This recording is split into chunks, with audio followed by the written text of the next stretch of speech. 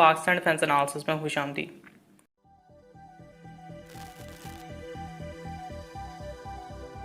इस चीज़ की रूमर फैल रही है कि शाहीन 9 एक्सरसाइज के अंदर पाकिस्तान ने पहली मरतबा JF-17 थंडर से पाकिस्तान के ALCM यानी एयर लॉन्च क्रूज मिसाइल को टेस्ट फायर किया है। अगेन ये अभी रूमर है और इस पर अभी डिस्कशन करते हैं, लेकिन राड 2 वाकई में JF-17 थंडर से फायर किए जाने का इंतज़ार कर रहा है। अभी के लिए राड मिसाइल को और राड 2 मिसाइल को पाकिस्तान के मिराज फाइटर जेट से फायर किया जा सकता है, जिसकी मुमकिन 2 वजूहात हैं।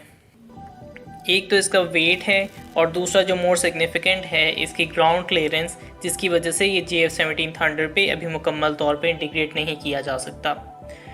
जहाँ तक इस टेस्ट की बात है जो कि शाहीन 9 में एलिजिडली टेस्ट किया गया है, सबसे पहले तो इसका इमेज या विजुअल सबूत रिलीज़ किया जाना चाहिए, तभी इस पर कोई कंफर्मेशन होगी। लेकिन इसका अगर टेस्ट शाहीन 9 में किया भी गया है तो विजिबली राड मिसाइल या राड 2 मिसाइल में यकीनन कुछ चेंजेस किए गए होंगे।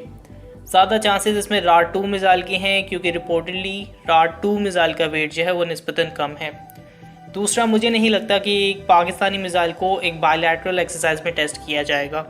पाकिस्तान एयरफोर्स के रिकॉर्ड को देखते हुए या ट्रैक रिकॉर्ड को देखते हुए पहले इसके इंडिविजुअल टेस्ट किए जाएंगे, फिर इन मिसाइल्स को किसी एक्सरसाइज में डाला जाएगा, अनलेस इसके टेस्ट जो हैं पहले ही किए जा चुके हों और इसके हवाले से हमें कोई खबर ना हो।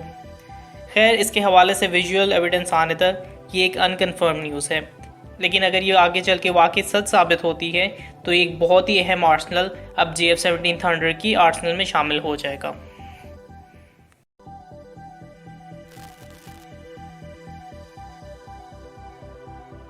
ऐसी न्यूज़ आ रही है कि रशिया की तरफ से अपने हैवी SU-57 और मुस्तकबिल के हैवी MiG-21 इंटरसेप्टर के प्लान को कॉम्प्लीमेंट करने के लिए एक SU-57 का सिंगल इंजन लाइट वर्जन तैयार किया जा सकता है। ये SU-57 लाइट, जैसा कि नाम से जाहिर है, SU-57 के बहुत से फीचर्स को अडॉप्ट करेगा और इससे रशिया ख़ास तौर पे SU-57 के लिए जो 5th और 6th जनरेशन का फाइटर जेट इंजन बना रहा है सैटर्न 30, वो भी ज़्यादा तादाद में प्रोड्यूस किए जा सकते हैं। इस सैटर्न 30 के बारे में शुमार किया जाता है कि ये F-35 के F-135 इंजन से भी ज़्यादा ताकतवर इंजन होने वाला है और तकरीबन 2022 में इसकी मुकम्मल इंटीग्रेशन पे काम शुरू हो जाएगा और ये SU-57 लाइट को एक्सपोर्ट किए जाने का एक इफ़ेक्टिव ज़रिया बन सकता है जो कि कॉस्ट में कम होगा और उसको कम ऑपरेशनल कॉस्ट और कम मेंटेनेंस की ज़रूरत होगी। आखिरी बार MiG-27 जो है एक सिंगल इंजन फाइटर जेट था जो कि बैक इन सोवियत यूनियन के टाइम्स में बनाया गया था। इस फाइटर जेट को बनाने में भी बहुत ज़्यादा डेवलपमेंट कॉस्ट की ज़रूरत नहीं होगी क्योंकि इफ़ेक्टिवली ये वही सेंसर्स, वही इंजन, वही एयरफ्रेम कैरी करेगा जो कि एक SU-57 हैवी ने कैरी करना है। चंद डेफिशिएंसीज ऑब्वियसली इसमें हो सकती हैं। हैवियर SU-57 के अंदर 10 मिसाइल्स जो हैं इसके इंटरनल वेपन बे में एक्सपेक्ट किए जा रहे हैं, जबकि इसके लाइट वर्जन के लिए मैक्सिमम 6 मिसाइल ये अपने इंटरनल वेपन्स बे में कैरी कर सकेगा। रॉस्टेक के CEO ने कहा है कि फ्यूचर में 4th generation fighter jet obsolete होते जा रहे हैं। F-35 की सेल्स इस मौके पे अनराइवल्ड हैं और फ्यूचर भी इसी जानिब इशारा कर रहा है।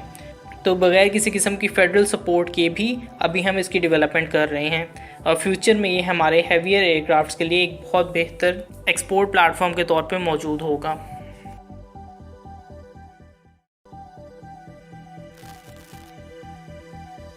बांग्लादेश ने चंद महीने पहले अपनी नेवल फोर्सेस के लिए लार्ज पेट्रोल शिप्स का टेंडर रिलीज़ किया था जो कि तकरीबन 8 के करीब एंटी शिप मिसाइल्स भी कैरी कर सकेगा।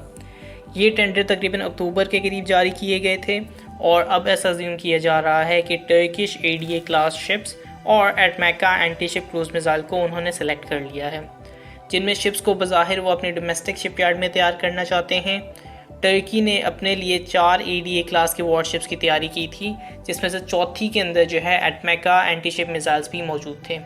उसके बाद हम सब जानते हैं कि पाकिस्तान ने भी इन 4 कॉर्वेट्स की डेवलपमेंट को ऑर्डर दिया था, जिसमें 2 शिप्स जो हैं टर्की में और 2 शिप्स जो हैं पाकिस्तान में तैयार की जाएंगी। तो ये एक अहम वजह हो सकती है इन ADA क्लास शिप्स की सिलेक्शन में। देखते हैं इस हवाले से कब तक इनकी कंप्लीशन की डेट जो है फाइनलाइज की जाती है।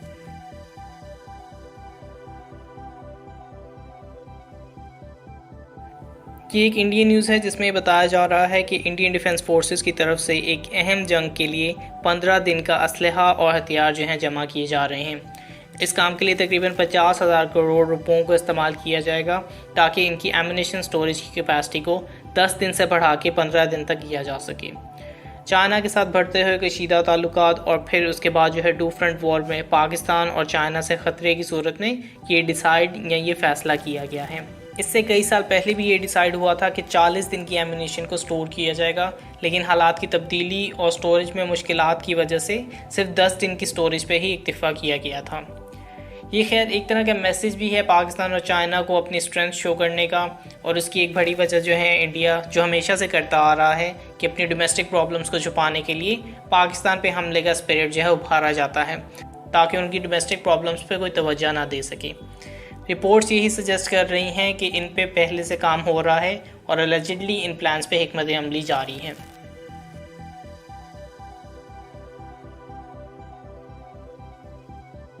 प्राइम मिनिस्टर इमरान खान ने रिसेंटली एक विज़िट किया है जिसमें उन्होंने नेवल हेडक्वार्टर्स का दौरा किया और पाकिस्तान के नेवल चीफ मोहम्मद अमजद खान ने उन्हें रिसीव किया। इस विज़िट के अंदर प्राइम मिनिस्टर इमरान खान को naval affairs, naval warfare, maritime security, threat matrix, जिसका मतलब है कि इंटेलिजेंस की बेसिस पे जो एक्टिविटीज़ की जा रही हैं एक्सटर्नल या इंटरनल थ्रेट्स के लिए और दीगर मुख्तलिफ नेवल डेवलपमेंट्स पे उनको एक मुकम्मल ब्रीफिंग दी गई है। प्राइम मिनिस्टर इमरान खान ने पाकिस्तान नेवी की ऑपरेशनल रेडीनेस और प्रोफेशनलिज्म की तारीफ़ की है और नेवल बाउंड्रीज़ की प्रोटेक्शन पे मुकम्मल सेटिस्फेक्शन का इजहार किया है।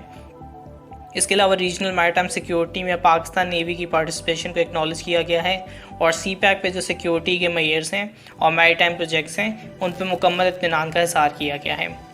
प्राइम मिनिस्टर ने नेवल डोमेन में मुकम्मल सपोर्ट का वादा किया है और अपनी स्ट्रेटेजिक ग्रोथ को मुकम्मल तौर पे मैरीटाइम सेक्टर के साथ इंटीग्रेट करने पे भी बात की है।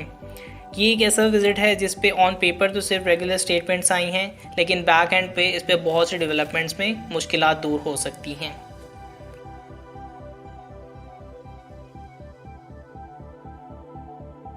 लास्टली USA ने एक मैसेज रिलीज़ किया है जिसमें अनाउंस किया गया है कि US की जानिब से टर्की पे रशिया के साथ एक सिग्निफिकेंट ट्रांजैक्शन में जिसके ज़रिए उन्होंने Russian surface to air defence missile system S-400 की परचेज़ की है, उस मामले के ज़ेर नज़र उन पर पाबंदियाँ या सैंक्शंस आयद कर दी गई हैं।